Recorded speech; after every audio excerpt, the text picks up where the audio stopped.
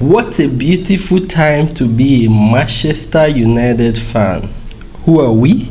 Manchester United. Today is Manchester Derby Day. Manchester City versus Manchester United. And guess what the score was? Manchester City 1, Manchester United 2.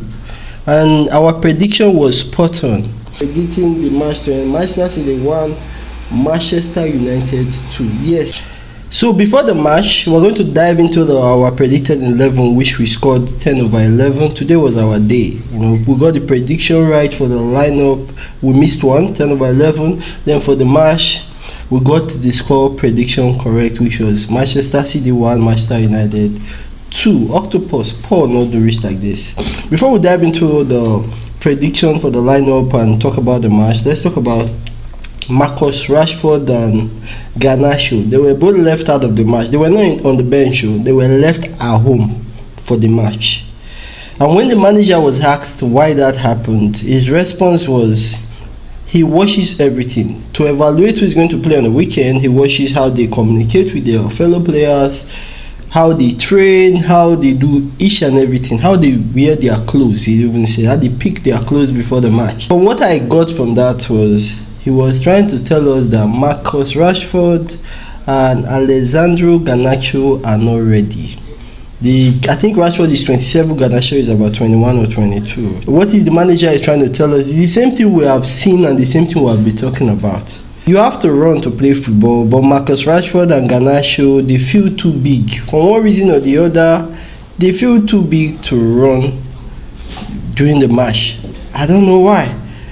So we're going to dive into our 11 because we're not going to spend time on Marcus Rashford and Garnacho because we know it was the right decision, and you know what happened. We won the match. That's even the best part, because assuming we lost the match, the whole narrative would have been he dropped them. That was why we lost the match. But you know how it be when you don't enter good lane for life, when you don't follow your hard work, don't pay off finally.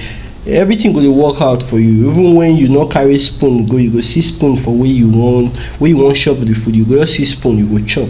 That was what happened to us today. So going to jump into the 11 that actually started the match. We're going to talk about the standout performance for the game and how we saw the game. I think the first half was pretty bad. The whole match was pretty balanced, but we were doing more. The first half, I thought Manchester City won the first half in the sense that they had better shots on goal and they were better threat. We weren't really threatening, but the possession game was really important because we were very good on the ball. The same thing I said about the Arsenal match, that close the middle of the field, which he did for the first half playing Arsenal. Close the middle of the field, allow them go through the side. We did it for longer duration of time this time. We were able to sustain playing in a disciplined, and think about it, Rashford and Garnacho were not there. Probably another reason why we were discipline and why we're able to keep the discipline around the whole collective team. So this match, they did it for more than 45 minutes. They were able to cover the middle of the field. The center of the field is very important when you're playing a possession-based team like Arsenal or Manchester City. If you cover the middle of the field, they will be forced to go to the side. And who the City have on the side today, I think it was Nunes and Doku. And if you want to pass through the sides, it means the wing back will go and double team with the center back in that direction. So you have two players to deal with. Manchester City, they have been struggling for a while. We could see it today. They had no answers.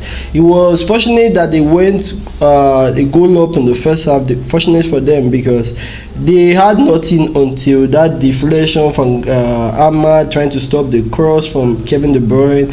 Guardiola jumped and Højlund, that was supposed to be his space, but it was not there, and 1-0. But they did, our players, the spirit did not go down. We did not see a Rashford in the field that would drop his head and stop tackling.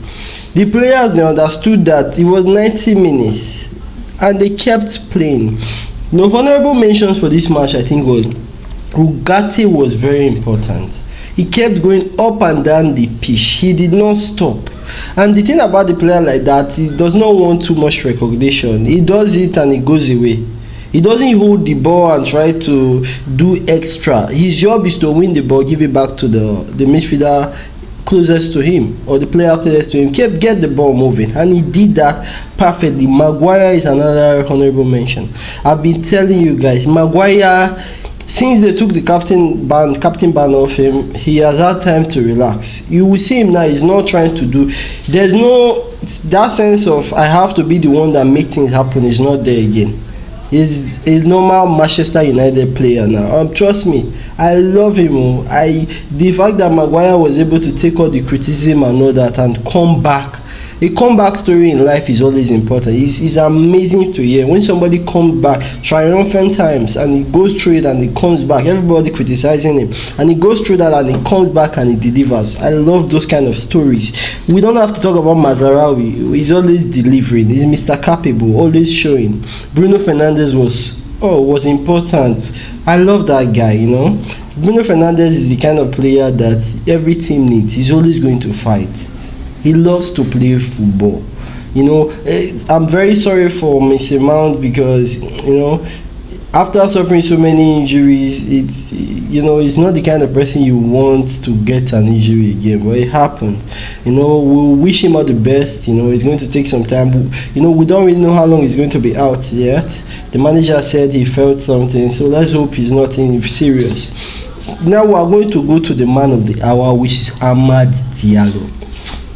He doesn't stop to run, and I read something after the match when he said he presses 100%. He doesn't care whether anybody they follow. It's very essential, that mindset stuff. If you want to do something, just do it. That's the immense mindset the guy has. You can see the humility within the player. You know, you see players like the Saka, Amad Diallo, I can basically tell you they are living with their parents at home. There's no distraction. There's no staying on your own and girls come to visit you or you get time to go and party.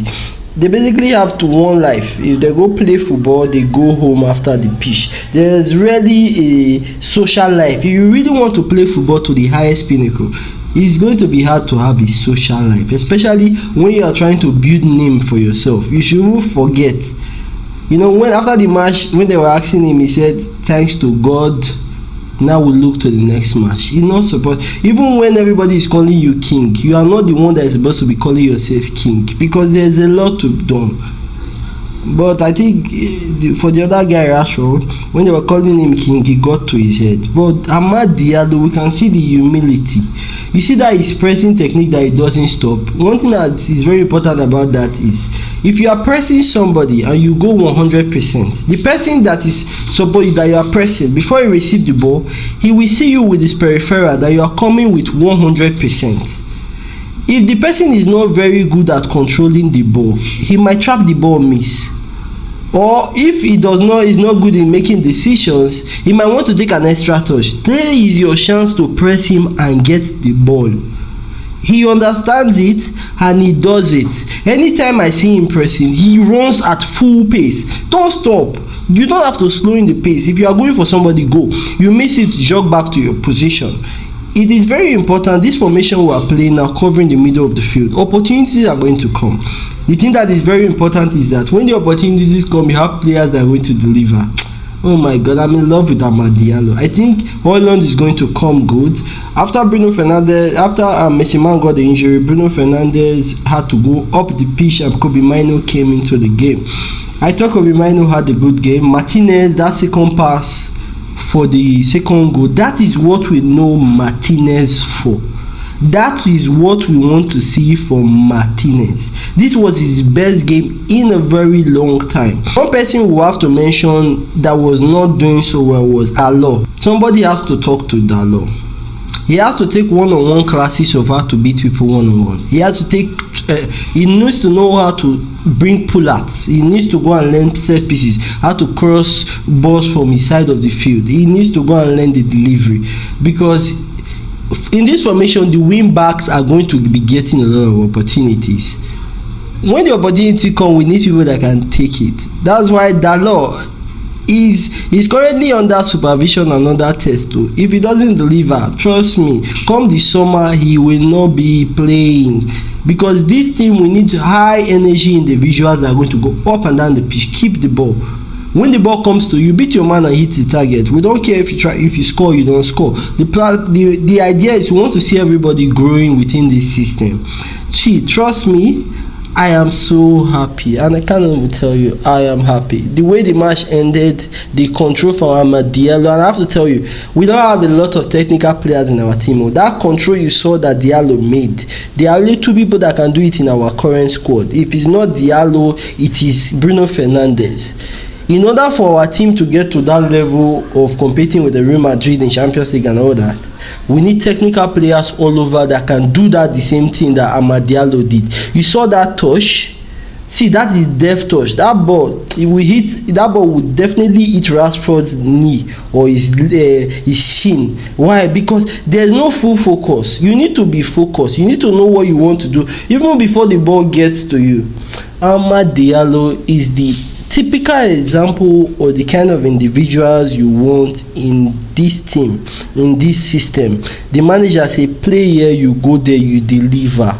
That is the people we need. Messi got out of the match early on. Kobe Mino replaced him, and there were also subs in the second half. I think Zexi came in, and we had some other subs. I thought it was an amazing game. For the very first time in a long time, this was a very well-deserved win against Pep Guardiola.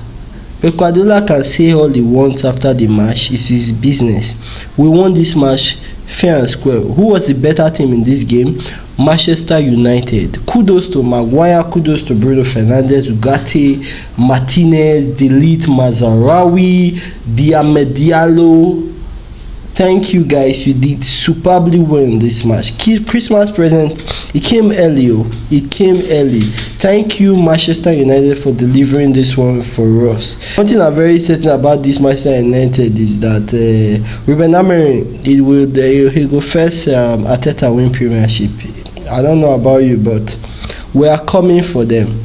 Well, let me know on the comment section what you think about the match. What was your prediction? What did you think about our prediction for the match? We got it to spot on. Spotty belt, we got it spot on. Well, thank you guys for watching the video. As always, who are we? Manchester United. Thank you for watching. Do not forget to like this video. It's very important you like the video. You're doing it for me, you're doing it for the community. Thank you for liking the video. Hit the subscribe button, and always thank you for watching. Cheers.